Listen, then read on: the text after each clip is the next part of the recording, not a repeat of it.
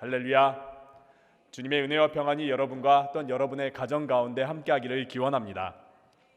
어린 시절 뇌척 수막염이라고 추정되는 질병에 걸려서 앞을 보지 못하고 또 듣지 못하고 결국에는 말도 하지 못하게 되었지만은 이 모든 것을 다 극복하고 많은 활동을 하고 많은 사람에게 희망을 주었던 분이 있습니다.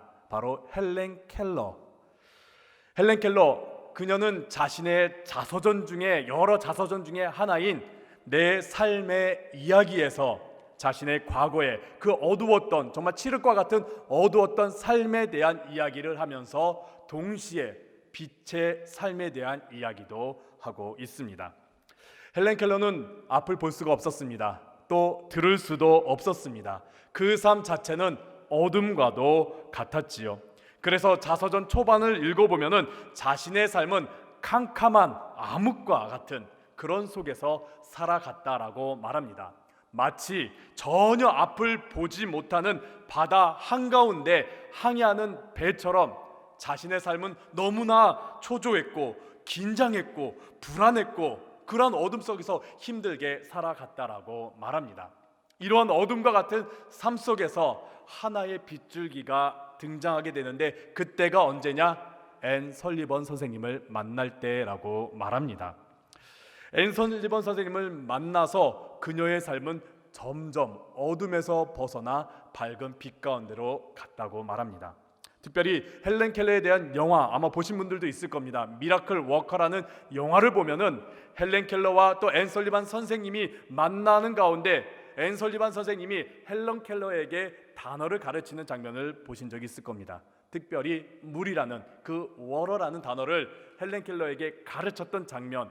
헬렌 켈러도 그때가 정말 자신의 삶에 큰 빛이 비춰질 때라고 말했습니다. 앞을 보지 못하고 듣지 못하는 이에게 단어를 가르치기란 너무나 어려웠다고 말합니다. 감정이라는 단어, 또 그녀가 볼 수 없던 세상의 모든 것의 사물에 대한 것을 단어로 가르치기란 굉장히 어려웠다고 합니다. 하지만 오랜 시간이 걸려도 앤 설리번 선생님은 인내하면서 희생하면서 헌신하면서 헬렌 켈러에게 단어를 가르쳤습니다. 그러던 어느 날 헬렌 켈러의 한 손에는 차가운 물이 흐르고 있고 다른 한 손에는 앤 설리번 선생님이 물이라는 단어를 쓰고 있을 때에 그때 헬렌 켈러는 물이라는 존재와 물이라는 단어가 똑같다라는 것을 알게 되면서 그녀의 삶 가운데 이렇게 표현합니다. 자신의 삶에 빛이 비춰지면서 희망이 생겼고 기쁨과 자유 가운데 나아갔다라고 말합니다. 단어가 자신의 삶 가운데 살아 움직이기 시작하니까 그때 더 이상 자신의 삶은 어두운 삶이 아니라 밝은 빛 가운데 나아갔다라고 말합니다. 그러면서 헬렌 켈러는 삶이 더 이상 어둠이 아니었다고 말합니다. 여전히 앞을 볼 수 없고 여전히 들을 수 없고 여전히 깜깜하지만은 더 이상 어둠 속에 살아가는 인생이 아니라 그녀는 빛 가운데 소망을 가지며 살아갔다라고 말합니다. 빛은 우리에게 소망을 줍니다. 어둠은 우리를 가로막고 우리를 멈추게 하고 또 우리를 두렵고 우리를 절망 가운데 빠뜨리지만은 빛은 그 모든 것을 다 물리치고 우리를 소망 가운데로 인도합니다. 사랑하는 성도 여러분, 여러분은 지금 빛 가운데 살아가고 있습니까? 아니면 어둠 가운데 살아가고 있으십니까? 여러분은 여러분의 삶에 어둠을 물리친 빛이 무엇이 있습니까? 오늘 함께 나눈 시편 36편, 이 시편 36편은 다윗의 시입니다. 성경 표제어를 보면은 다윗의 시라고 하지만은 그 앞에 하나가 더 덧붙입니다. 여호와의 종 다윗의 시라고 덧붙여집니다. 시편을 읽으시다 보면은 다윗의 시라는 그 시편이 참 많이 나옵니다. 그러면서 다윗의 시 혹은 다윗이 어떤 상황 가운데 쓰여진 시라고 많이 나오는데 여호와의 종 다윗의 시라는 것은 극히 드뭅니다. 시편 18편과 시편 36편 이 두 시편에서만 여호와의 종 다윗의 시라고 말합니다. 그렇다면은 이 시편은 좀 다르다고 우리가 볼 수가 있겠지요. 보통 여호와의 종이라는 칭호는 모세를 일컫고 있습니다. 모세를 향해서 여호와의 종이라고 말하고 종종 아주 가끔 여호수아를 향해서 여호와의 종이라고 말하곤 합니다. 그러나 성경에서 일반적으로 여호와의 종은 곧 모세를 의미하고 있습니다. 여호와의 종이 어떤 사람이겠습니까? 여호와의 종은 여호와를, 하나님만을 주인으로 섬기는 사람을 의미하고 있지요. 하나님의 말씀대로 살아가는 사람, 하나님만 따르는 사람, 하나님께만 속한 사람이 바로 여호와의 종입니다. 그렇다면 시편 36편에 있는 내용은 보통 다윗의 고백과는 다르게 하나님의 종으로서, 하나님께 속한 사람으로서 하나님의 종에 대한 고백이 담긴 시편이라고 볼 수 있겠습니다. 구조를 보면 이렇습니다. 1절부터 4절까지에 있는 말씀을 보면은 다윗이 세상을 바라볼 때, 이 땅을 바라볼 때 악으로 가득 찬 세상 때문에 탄식하는 장면이 나옵니다. 하지만 5절부터 9절까지에 있는 말씀을 보면은 다윗이 하늘을 바라보면서, 하나님을 바라보면서 소망을 가지는 이야기가 나옵니다. 그리고 10절과 12절은 그 소망을 담고 다윗이 기도하는 장면이 나옵니다. 1절부터 4절까지 있는 말씀 보면 다윗이 현실을 바라볼 때, 세상을 바라볼 때 악인들 때문에 탄식하는 장면이 나옵니다. 악인의 어떠한 모습 때문에 탄식하고 있을까요? 1절에 있는 말씀을 보면 이렇습니다. 악인의 죄가 그의 마음속에 이르기를 그의 눈에는 하나님을 두려워하는 빛이 없다. 악인들, 그 악인들은 어떤 사람들입니까? 죄악 가운데 살아가는 사람들, 하나님을 외면한 사람들, 하나님의 뜻에서 벗어난 사람들, 그러한 사람들의 마음속에는 하나님이 없습니다. 하나님을 두려워하지 않습니다. 하나님을 경외하지 않습니다. 하나님 없이도 나는 충분히 살아갈 수 있다라고 말하는 사람들, 그런 악인들의 삶, 하나님의 은혜 없이도, 하나님의 사랑 없이도, 하나님의 도우심 없이도, 또 하나님께서 내 곁에 살아 역사하신다라는 것, 그것을 믿지 않고도 자신은 충분히 살아갈 수 있다라고 말하고 있습니다. 그렇다면 그들 안에는 무엇이 있을까요? 오늘 시편에 있는 말씀을 보니까 그들 안에 있는 것은 바로 자기 자신뿐이었습니다. 그래서 2절부터 말합니다. 그들은 자기 자신을 자랑합니다. 그리고 자신이 원하는 것, 자신이 행하고자 하는 것을 정말 자신의 마음대로 행합니다. 다른 이웃들, 다른 사람들을 눕히고 쓰러뜨리면서 자신의 이득을 취하고 자신이 원하는 것을 행동하고자 하는 그런 모습을 가지게 됩니다. 그러면서 점점 죄에 대해서 무감각해져 가고 있는 것이죠. 근데 이러한 모습이 현실 속에서도 그렇지 않나요? 최근에 우리가 뉴스를 보거나 혹은 신문을 보면은 드러나는 사건 사고들을 보면 그렇지 않습니까? 어떤 이는 자신이 원하고자 자신의 욕구 때문에 그냥 아무런 상관이 없는 자기가 처음 보는 사람을 폭행하면서 자신의 원하는 욕구를 채우고자 합니다. 또 어떤 젊은 아이는 자신이 뭔가 하고 싶다고 해서 아무도 정말 일면식도 없는 사람을 살인하기도 했습니다. 어떤 사람은 자신의 이득, 자신의 돈을 정말 더 많이 가지고자 아무도 자신이 잘 알지도 못하는 사람들의 돈을 착취하면서 고금리로 정말 말도 안 되는 이율로 사람을 옥매이며 착취하는 모습도 보기도 합니다. 자신의 욕구와 자신이 원하는 것을 최우선시할 때 이런 무시무시한 일들이 일어나고 있는 것이죠. 이러한 원인, 근본적인 원인이 무엇이겠습니까? 모두가 다 하나님을 두려워하지 않기 때문입니다. 하나님이 없다고, 하나님을 두려워하지 않고 하나님과 자신과 상관없다고 생각하면서 살아가기 때문에 이러한 무시무시한 죄를 짓는 것이지요.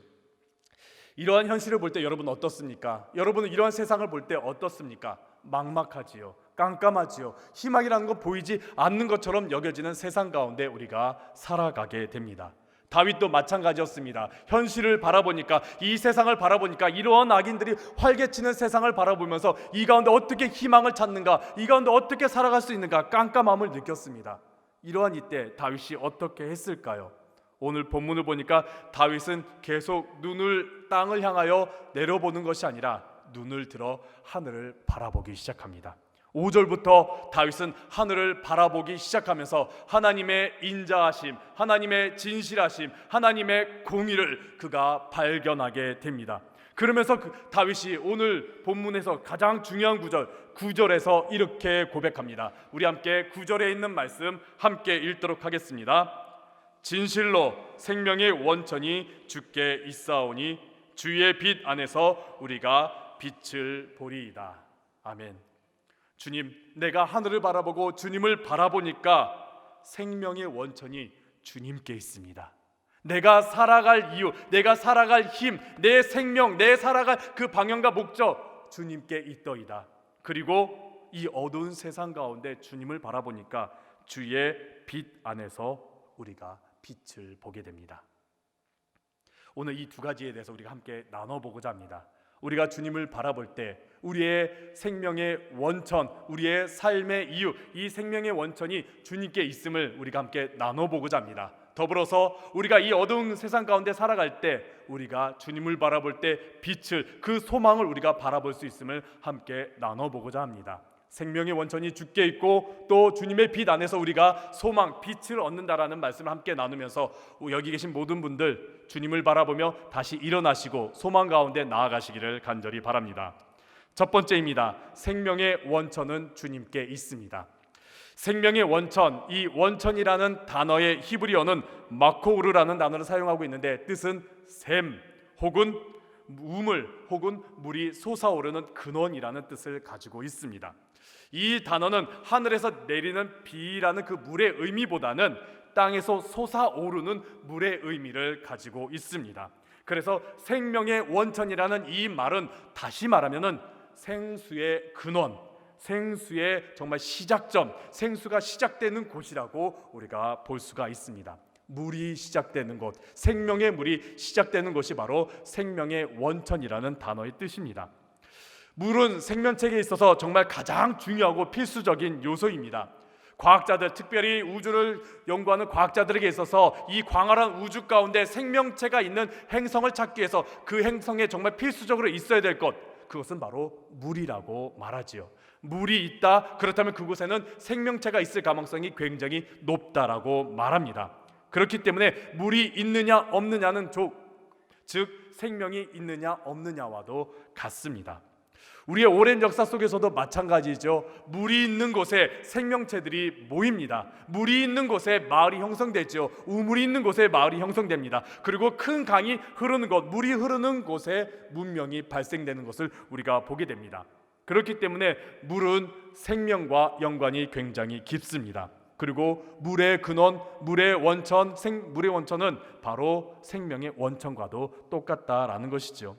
성경을 보더라도 생명의 근원, 생명의 원천은 바로 하나님임을 말하고 있습니다. 특별히 예레미야서 2장 13절에 있는 말씀을 보면은 하나님을 버리는 것, 하나님을 떠나는 것에 대해서는 그것은 바로 생명의 근원을 떠나는 것이라고 말합니다. 우리 함께 예레미야 2장 13절에 있는 말씀을 함께 읽도록 하겠습니다. 내 백성이 두 가지 악을 행하였나니 곧 그들이 생수의 근원되는 나를 버린 것과 스스로 웅덩이를 판 것인데 그것은 그 물을 가두지 못할 터진 웅덩이들이라. 하나님을 떠난 것, 하나님을 외면한 것, 하나님을 잊은 것, 그 모든 것은 바로 생수의 근원이 되는 하나님을 버린 것이라고 말합니다. 그런 상태에서 아무리 인간이 노력해 본들 생수의 근원을 다시 되찾을 수 없다라고 말하는 것이지요. 요한복음을 보도 마찬가지입니다. 예수님께서는 말씀하십니다. 예수님께서 생수의 근원은 바로 나라고 생수의 근원은 나를 통해서 이루어진다라고 말합니다. 그러면서 요한복음 4장 14절에 있는 말씀 보면 예수님께서 이렇게 말씀하죠. 4장 14절입니다. 내가 주는 물을 마시는 자는 영원히 목마르지 아니하리니 내가 주는 물은 그 속에서 영생하도록 솟아나는 샘물이 되리라. 그러면서 이어서 예수님께서 요한복음 7장 38절에서 이렇게 말씀하십니다. 나를 믿는 자는 성경의 이름과 같이 그 배에서 생수의 강이 흘러나오리라. 아멘. 다윗은 하늘을 바라보니까 생명의 원천, 생수의 근원, 나에게 힘이 되고 또 내가 살아갈 힘이 되는 그것이 바로 하나님께 있음을 그는 발견하게 됩니다. 현실을 아무리 바라봐도 그는 희망을 찾을 수 없고 현실을 아무리 바라봐도 이 땅 가운데 살아갈 힘을 얻을 수가 없는데 하늘을 바라보니까 그곳에는 내가 살아갈 힘, 생명의 원천이 있다라고 그는 말합니다. 그러면서 그 생명의 원천의 모습이 무엇인지에 대해서 5절에서 말하는데 우리 함께 5절에 있는 말씀 함께 읽도록 하겠습니다. 함께 읽겠습니다. 여호와여 주의 인자하심이 하늘에 있고 주의 진실하심이 공중에 사무쳤으며. 주의 인자하심이 하늘에 있고 주의 진실하심이 공중에 사무쳤다. 주의 인자하심, 히브리어로는 헤세드라는 단어를 사용하고 있습니다. 우리가 잘 알다시피 하나님의 은혜, 하나님의 사랑을 표현하는 단어이지요. 또 진실하심은 히브리어로 에뮤나라는 단어를 사용하고 있습니다. 하나님의 신실하심, 하나님의 영원하심을 말하고 있습니다. 다윗은 하늘을 보니까 하나님의 신실하심과 하나님의 은혜를 발견하게 됐다라고 말합니다. 이 땅 가운데 바라보면 그저 어둠이고 그저 혼돈이고 그저 힘든 일밖에 보이지 않는데 하늘을 바라보니까, 저 하늘을 바라보니까, 하나님을 바라보니까 그 가운데서 하나님의 은혜를 발견하게 되고 하나님의 신실하심을 발견하게 되었다라는 겁니다. 사랑하는 성도 여러분, 그렇기에 우리가 이 땅을 바라보지 마시고 저 하늘을, 하나님을 바라보시기를 간절히 바랍니다. 우리가 이 땅 가운데 바라보면은 우리는 여전히 이 땅 가운데 어둠과 이 땅 가운데 고통과 힘듦 속에서 우리 역시 소망을 잃고 어둠 가운데 빠지게 됩니다. 하지만 이러한 삶 속에서 우리가 하늘을 바라볼 때 우리는 하나님의 은혜를 발견하게 되고 하나님의 신실하심을 발견하게 됩니다. 그런데 여기서 우리가 중요한 점이 있습니다. 비는 하나님의 은혜로 내려집니다. 그러나 생수의 근원은 우리가 발견하는 것은 다릅니다. 성경을 보면은 우물을 파기 위해서 이삭이 여러 번 땅을 파는 것을 우리가 보게 됩니다. 이삭이 우물을 얻기 위해서 땅을 여러 번 파게 되죠. 또 성경을 보면 모세가 생수를 얻기 위해서 반석을 치는 장면을 우리가 보게 됩니다. 즉 생수의 근원을 얻기 위해서는 우리는 땅을 파든지요 혹은 반석을 깨야 한다는 것이죠. 그것은 어떤 의미겠습니까? 바로 내 자신이 깨지든지 나 자신이 낮아져야 한다는 것입니다. 악인들은 겸손하지 못하기 때문에, 악인들은 낮아지지 못하기 때문에, 악인들은 자신의 삶을 중요시 여기기 때문에 그들은 하나님의 은혜, 하나님의 긍휼, 하나님의 신실하심을 바라볼 수가 없었습니다. 하지만은 우리가 나 자신이 낮아지고 나 자신이 깨지고 나 자신이 겸손해질 때에 우리는 하나님의 은혜를, 하나님의 신실하심을 발견할 수가 있습니다. 이는 야고보서에서도 말씀하고 있습니다. 야고보서 4장 6절에 있는 말씀을 보면은 하나님께서는 교만한 자에게는 그 은혜를 물리치신다라고 말했고 겸손한 자에게는 은혜를 더하여 주신다라고 말씀하고 계십니다. 그렇기에 사랑하는 성도 여러분, 우리가 이 땅 가운데 살아갈 때 겸손한 모습으로 하나님을 바라보시길 바랍니다. 그때 우리는 하나님의 신실하심과 하나님의 은혜를 우리가 발견하게 되고 그 하나님의 은혜와 하나님의 신실하심으로 우린 다시 일어날 수 있게 됩니다. 이 힘든 세상 가운데, 이 어두운 세상 가운데 하늘을 바라보며 하나님의 은혜와 신실하심을 발견하는 여러분들 되시기를 간절히 바랍니다. 두 번째입니다. 우리는 주님의 빛 안에서 우리의 빛을 발견하게 됩니다. 빛이라는 단어, 그것은 히브리어로 오르라는 단어를 사용하고 있습니다. 뜻은요, 빛이라는 뜻도 있지만은 새벽이라는 뜻도 있고요, 동트다는 뜻도 있고 비추다라는 뜻도 가지고 있습니다. 그저 일반적인 빛을 의미하는 것이 아니라 어둠을 물리치는 빛을 의미하고 있습니다. 이 단어는 창세기 1장에 등장하는 단어인데 하나님께서 태초에 혼돈과 공허와 흑암 속에서 빛을 창조하실 때 그 빛이 바로 오르라는 단어를 사용하고 있습니다. 태초에 이 땅 가운데 혼돈과 공허와 흑암으로 가득할 때 하나님께서 빛을 창조하시면서 그 빛으로 말미암아 혼돈이 사라지게 되고 어둠이 사라지게 되고 공허가 사라지게 되는 것이지요. 이렇듯 빛은 어둠을 물리칩니다. 동시에 빛은 우리에게 생명을 더하여 줍니다. 요한복음 보면 1장이 이렇게 시작합니다. 태초에 말씀이 계시니라 라고 시작됩니다. 그러면서 그 말씀이 이어서 1장 4절에 보면은 그 안에 생명이 있다라고 말합니다. 그 안에 생명이 있는데 그 생명은 사람들의 빛이라 라고 요한복음 1장 4절에서 말씀하고 있습니다. 그러면서 이어서 요한복음 8장 12절에 예수님께서 이렇게 말씀하십니다. 우리 함께 요한복음 8장 12절에 있는 말씀을 함께 읽도록 하겠습니다. 예수께서 또 말씀하여 이르시되 나는 세상의 빛이니 나를 따르는 자는 어둠에 다니지 아니하고 생명의 빛을 얻으리라. 아멘. 예수님은 생명의 빛이라고 말씀하십니다. 그러면서 성경에서는 빛에 대해서 한쪽에서는 생명을 말씀하고 있고 또 다른 한쪽에서는 구원을 말씀하고 있습니다. 빛은 생명이며 우리에게 있어서 구원입니다. 빛은 어둠을 물리치면서 우리를 그 어둠 가운데 건지는 구원의 역할을 합니다. 그리고 빛은 우리를 생명의 길로 인도하는 역할을 합니다. 그렇기에 빛은 생명이면서 우리를 구원하는 능력을 가지고 있습니다. 성경을 보면 빛에 대한 이야기가 참 많이 나옵니다. 특별히 구약에서 또 신약에서 빛에 대한 이야기를 할 때마다 그 빛은 우리에게 소망을 주는 것을 보게 됩니다. 홍해가 갈라지고 이스라엘 백성들이 그 홍해 사이로 건너갈 때가 언제냐? 새벽 빛이 비춰지기 시작할 때입니다. 여리고성이 무너지고 그 여리고성을 향해 전진할 때가 언제냐? 빛이 비춰지는 새벽의 시간입니다.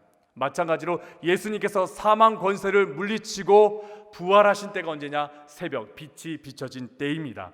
그렇기에 빛은 어둠을 물리치고 우리를 소망 가운데로 나아가게 합니다.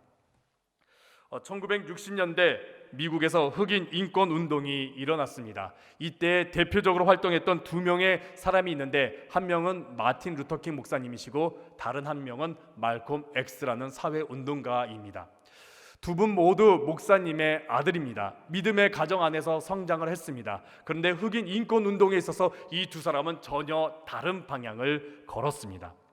마틴 루터킹 목사님은 흑인 인권 운동을 위해서 폭력을 사용하면 안 된다, 평화를 위해서 평화의 행진을 해야 된다, 빛된 길을 걸어야 된다라고 말합니다. 하지만은 말콤 X는 정반대로 평화 행진으로는 우리가 흑인 인권 운동을, 흑인 해방을 이룰 수가 없다. 흑인 인권 운동을 위해서는 우리는 저항해야 된다. 심지어 폭력도 불사해야 된다라고 말합니다. 어둠을 물리치기 위해서는 어둠의 힘, 어둠을 사용해야 된다라고 말콤 X는 말하곤 했습니다.